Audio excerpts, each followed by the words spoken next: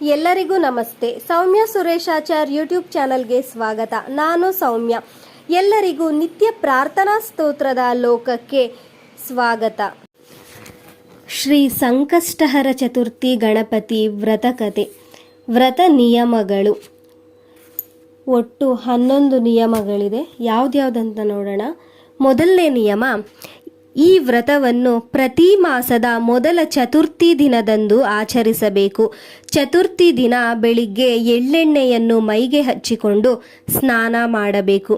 ಎರಡನೆಯದು, ತಮ್ಮ ಶಕ್ತ್ಯಾನುಸಾರ ಚಿನ್ನ, ಬೆಳ್ಳಿ, ತಾಮ್ರ ಅಥವಾ ಮಣ್ಣಿನ ಗಣಪತಿ ವಿಗ್ರಹವನ್ನು ಪೂಜಿಸತಕ್ಕದ್ದು. ತಮ್ಮ ಶಕ್ತಿಗೆ ತಕ್ಕಂತೆ ಹಣದಲ್ಲಿ ವಂಚನೆ ಮಾಡದೆ ಪೂಜೆ ನೆರವೇರಿಸಬೇಕು.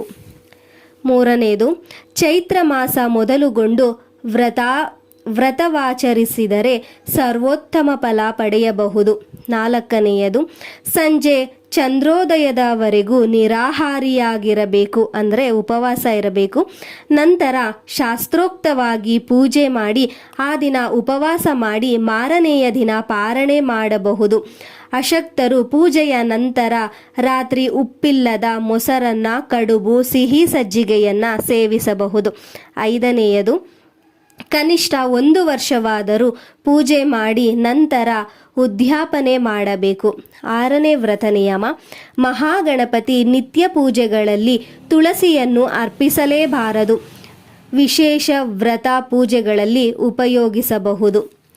7ನೇ ವ್ರತ ನಿಯಮ, ಗಣಗಲೆ, ಗರಿಕೆ, ತುಂಬೆ ಮೊದಲಾದ ಪುಷ್ಪಗಳಿಂದ ಸ್ವಾಮಿಯನ್ನು ಅರ್ಚಿಸಿ ಸಂತುಷ್ಟಗೊಳಿಸಬೇಕು. 8ನೇ ವ್ರತ ನಿಯಮ, ಮಂಗಳವಾರದಂದು ಸಂಕಷ್ಟಹರ ಚತುರ್ಥಿಯು ಬಂದರೆ ಅದು ತುಂಬ ವಿಶೇಷವೆನಿಸುವುದು. 9ನೇದು, ಪೂಜೆ ಆರಂಭಿಸುವ ಮೊದಲು ಪ್ರಾಯಶ್ಚಿತ್ತ ಸಂಕಲ್ಪವನ್ನು ಹೇಳಿಕೊಳ್ಳಬೇಕು.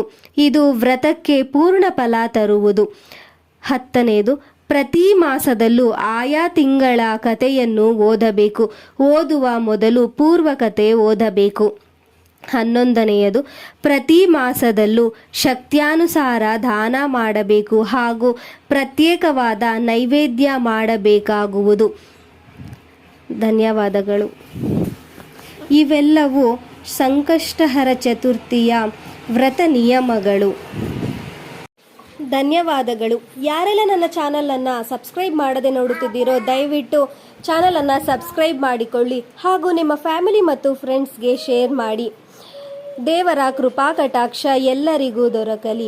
ಸರ್ವೇ ಜನಾಃ ಸುಖಿನೋ ಭವಂತು.